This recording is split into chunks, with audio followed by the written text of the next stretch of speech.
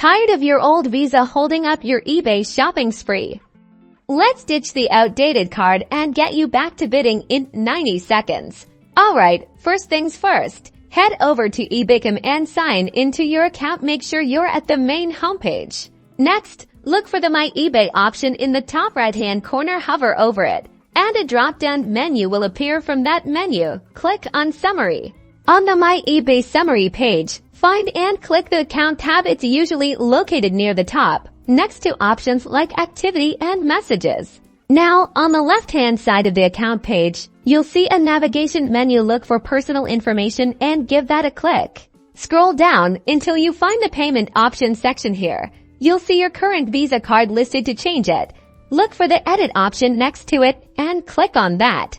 A form will now pop up where you can enter your new Visa card details. Make sure you carefully input the card number, expiration date, and security code exactly as they appear on your card.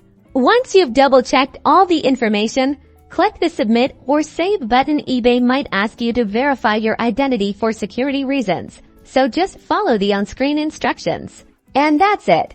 Your Visa card has now been updated on eBay. You should see the updated information in the Payment Options section. Happy bidding!